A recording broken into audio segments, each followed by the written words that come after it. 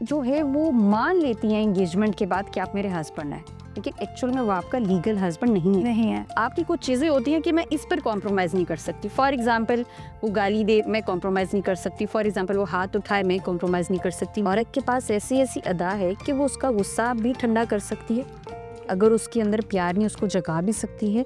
बीवियों पर भी लाजिम है कि आप अपने शोहरों की इज्जत करें, आप शोहरों का एहतराम करें।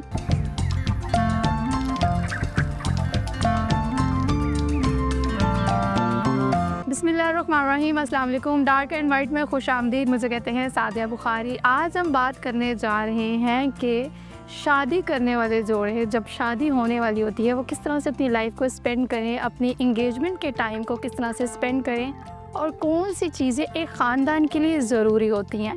तो इसमें हमारे साथ मौजूद हैं मुबशरा तैयबा, क्लिनिकल साइकोलॉजिस्ट हैं। आज हमारे साथ अगेन मौजूद हैं। सबसे पहले बहुत शुक्रिया आप तशरीफ़ लेकर आई। थैंक यू सो मच सारी फॉर है। मुबशरा, आज हम बात कर रहे हैं शादी करने वाले जोड़ों के हवाले से जिनकी इंगेजमेंट होने वाली है या हो गई है और वो इस रिलेशनशिप पे हैं। सबसे पहले मेरा सवाल ही आपसे ये है कि एक ख़ानदान के लिए क्या चीज़ें ज़रूरी होती हैं? अच्छा, मुझे लगता है कि सबसे पहले आपको अपनी फैमिली के अकॉर्डिंग जो आपकी वैल्यूज़ हैं, जो आपकी नॉर्म्स हैं, हमारे यहाँ जैसे कास्ट सिस्टम है और एक्सपेक्टेशंस हैं, वो मेरे ख्याल आपको बहुत क्लियर और ट्रांसपेरेंट वे में एक दूसरे से डिस्कस करनी चाहिए। समटाइम्स हमारे यहाँ क्या होता है कि जब हम रिश्ता तय करते हैं, हमें बच्चा पसंद आ रहा है या हमें बच्ची पसंद आ रही है, उसके बाद हम बेसिक इंफॉर्मेशन लेकर उस रिश्ते को जो है वो डन कर देते हैं।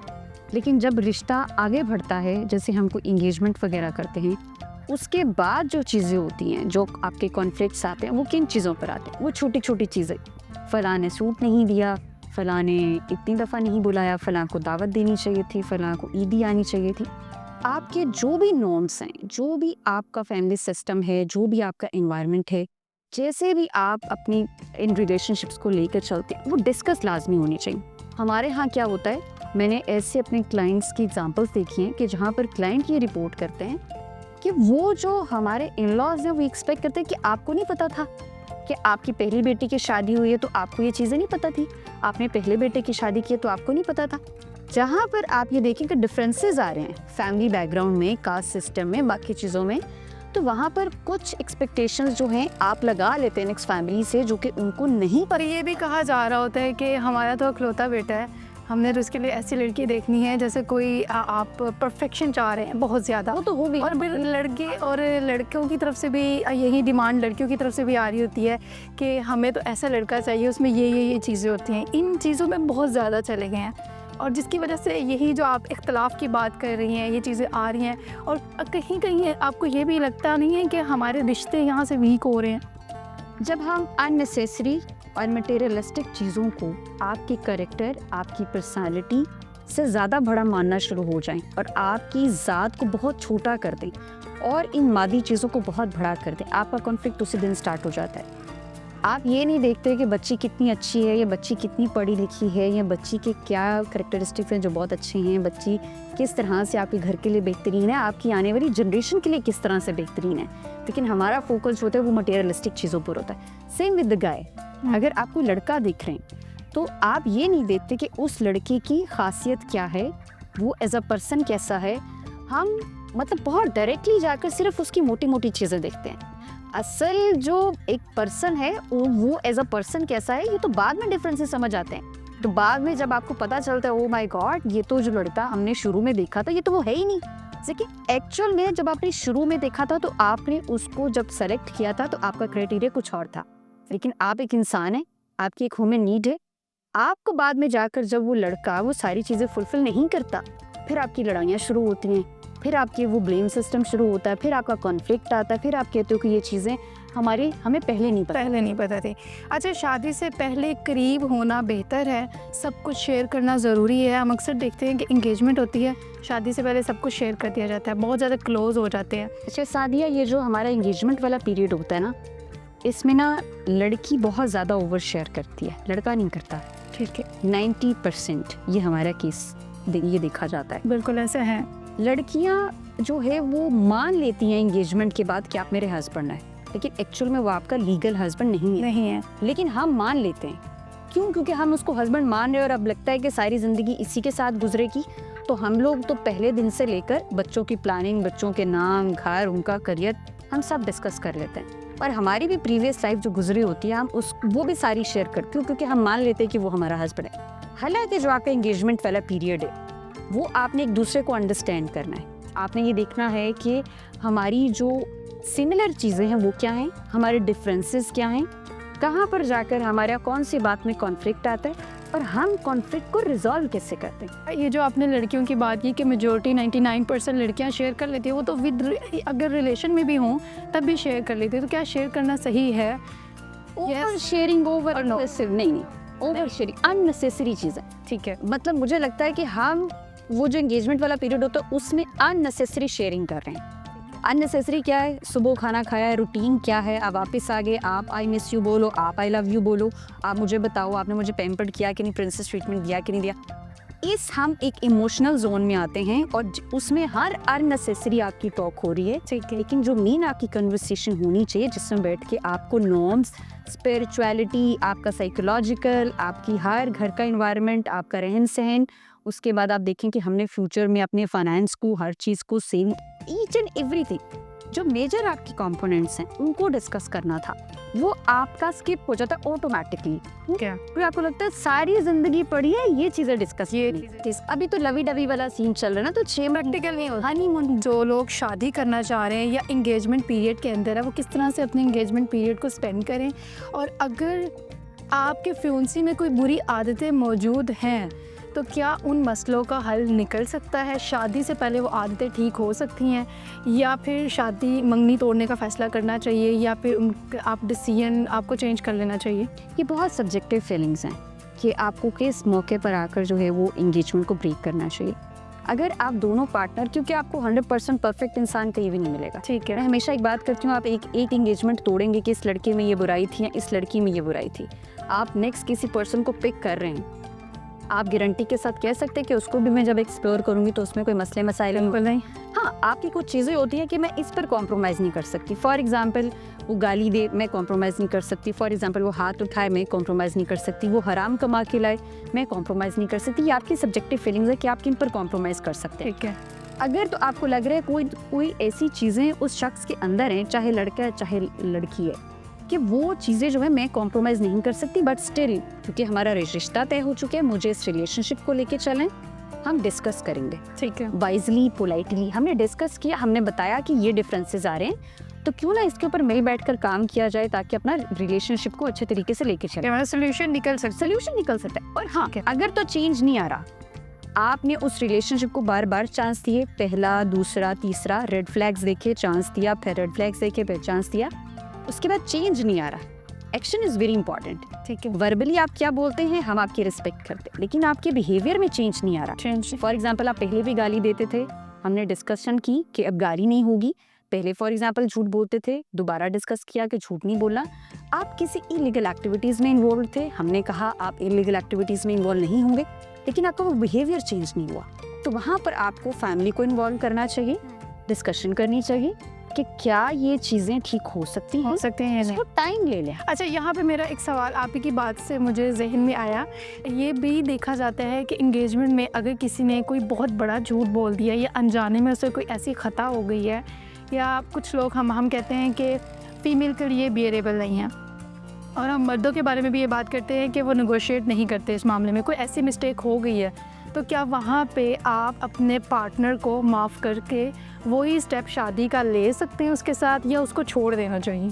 अच्छा, वो डिपेंड करता है आपकी कैपेसिटी के, क्योंकि वो तो निकाह में नहीं है ना, अभी तो सिर्फ फियांसी हैं। हाँ, नहीं, मेरा ये ख्याल है कि अगर उस वक्त में कोई भी ऐसी चीज़ है जो आपको लगा है कि गलती अगले बंदे ने की है, गुनाह किया है, तो मुझे लगता है कि बैठ कर डिस्कस करना चाहिए कि वो कॉन्शियसली मिस्टेक हुई है, अनकॉन्शियसली, हालात के मुताबिक थी, क्या था, उस शख्स की बात ज़रूर सुने, जिससे नहीं चाहिए। ठीक है, पूरी बात सुननी चाहिए, आपको डिस्कस करना चाहिए, उसको चांस देना चाहिए, उसके बाद अगर कोई अपनी गलती एक्सेप्ट कर ले तो फिर हमें लाजमी रिलेशनशिप को भी चांस देना चाहिए। हाँ, बिल्कुल देना चाहिए। अगर देखें, मुझे लगता है कि आपको अगर रिलेशनशिप में फॉरगिव करना नहीं ना आता और फॉरगेट करना नहीं आता, कोई भी दुनिया का रिलेशनशिप है, माँ बाप के साथ है, दोस्ती में है, कुछ भी, वो नहीं चलेगा। ठीक है, 2 चीज़ें आपको अपने साइड वे से लेके चलनी होगी, कुछ चीज़ों को फॉरगेट करना होगा, लेट गो करना होगा, कहीं ना कहीं आपको फॉरगिव करना होगा। ठीक है, तो आप फॉरगिव ज़रूर करें, लेकिन हाँ, उसके बाद आप ज़रूर टाइम फिर दें, टाइम दें। फिर फ़ौरन से आप जंप इन ना करें कि हम शादी कर लें, फिर टाइम दें।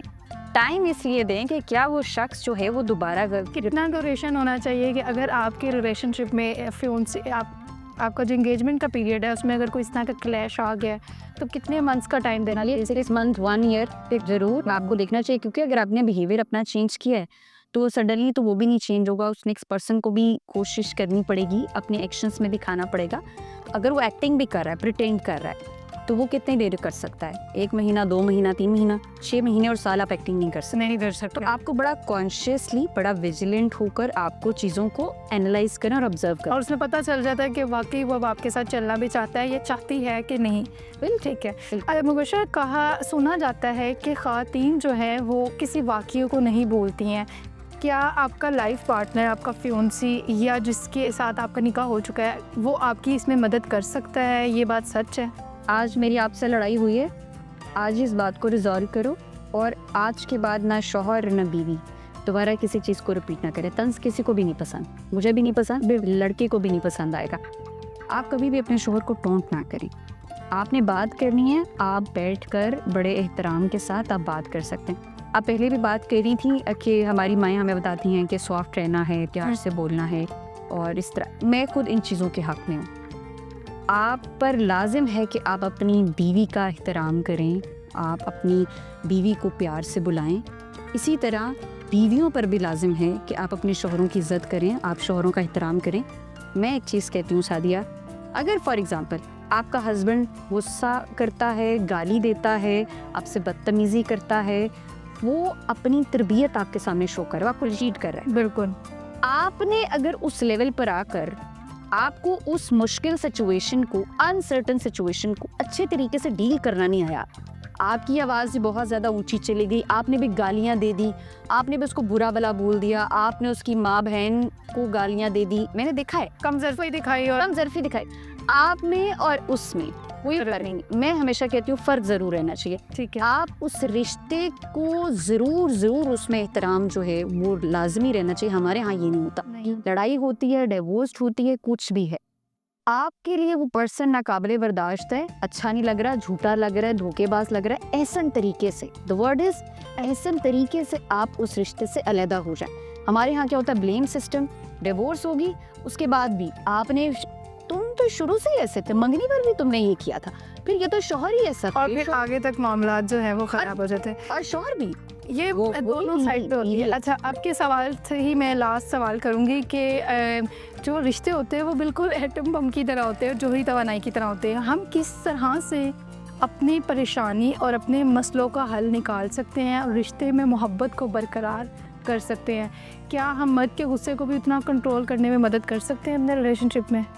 अच्छा, मुझे लगता है कि अल्लाह ताला ने ना औरत में ना कुछ बहुत खूबसूरत सिफ़ात रखी हैं, और सिफ़ात ये है कि मर्द जैसा भी हो, गुस्से वाला है, लड़ाकू है, कोई डॉन भी है, औरत को अगर अदाएँ आती हैं ना जो अल्लाह ताला ने उसमें कुदरती रखी हैं, औरत के पास ऐसी ऐसी अदा है कि वो उसका गुस्सा भी ठंडा कर सकती है, अगर उसके अंदर प्यार नहीं उसको जगा भी सकती है, वो अगर किसी मर्ज़ में मुब्तला है तो उसकी हेल्प भी कर सकते हैं, बिल्कुल सपोर्ट। लेकिन हाँ, अगर बीवी शेरनी जैसी हो तो, मतलब आई एम लाइक ना बहादुर बीवी, कि जिसको पता हो कि मुश्किल टाइम पर मैंने अपने शौहर का साथ किस तरह से देना है, और आपका ये जो रिलेशनशिप है उसमें अगर मोहब्बत खालिस है, तो मोहब्बत का मतलब ये है कि आप उस बंदे के ऐब देखकर भी उसके साथ होते हो, उसको छोड़ते नहीं हो। ठीक है। और ये मैंने अपने दीन से सीखा है। बिल्कुल रियल है। सहाबी समटाइम्स बीमार होते थे, परेशान होते थे, कुछ भी होते थे, उनकी बीवियां जंग लड़ के भी आती थी, ठीक है, अपने बच्चों को वो अपने सामने शहीद होता भी देखती थी, फिर वो आकर अपने शोहर का भी साथ देती थी और उसको क्या करती थी, उसको सहारा देती थी, उसका हौसला बढ़ाती थी। और हमारे यहाँ क्या है, हमारे यहाँ हमें अपने शोहर में थोड़ी सी बुराई, गुस्सा या व्हाटएवर जो भी, इट्स नॉट ओनली अबाउट गुस्सा, कोई भी बुराई है तो मैं कहती हूँ सबसे पहले आप खुद को जाके शीशे में देखें और खुद से क्वेश्चन पूछें, क्या मैं परफेक्ट हूँ? मैं परफेक्ट हूँ? मेरा ये आपने बहुत बड़ी बात की है कि कोई भी परफेक्ट नहीं है और जब आप अपने आप को देखते हैं तो फिर सब चीज़ें ज़ीरो हो जाती हैं। सादिया, एक चीज़, इस रिलेशनशिप में आपने आना है तो एक चीज़ आपको पता होनी चाहिए कि किन चीज़ों पर मैं कॉम्प्रोमाइज़ कर सकती हूँ, किन पर मैं नहीं कॉम्प्रोमाइज़ कर सकती। मैं अपना बताऊँ तो मैं मार कुटाई और ये इस पर कॉम्प्रोमाइज़ बिल्कुल नहीं कर सकती। एक एग्जाम्पल दे रही, तो मुझे अपने शौहर से नेक्स्ट ये चीज़ें डिस्कस करनी है, कोई भी मसला आएगा, I will be with you, कोई प्रॉब्लम आएगी आई विल सपोर्ट ही, मुश्किल टाइम आएगा मैं तुम्हारे साथ खड़ी। लेकिन हाँ, जिस दिन आपका हाथ उठा मैं वहाँ पर कॉम्प्रोमाइज़ नहीं करती। नहीं करते। ये आप शुरू में कॉम्प्रोमाइज़ करना बनता भी नहीं है। बिल्कुल आपने सही कहा कि हम दोनों को ही खुद को ठीक करने की ज़रूरत है। बिल्कुल बिल्कुल। और मुबशर लास्ट में क्या मैसेज देना चाहेंगी वो लोग जो निकाह के अंदर आ गए हैं, जिन लोगों की इंगेजमेंट हो गई है, वो लोग अपने रिश्ते में दूर ना हों, मोहब्बत भी बरकरार रहें, और अगर किसी न किसी वजह से दूर चले जाते हैं तो उन चीज़ों को ठीक कर लें?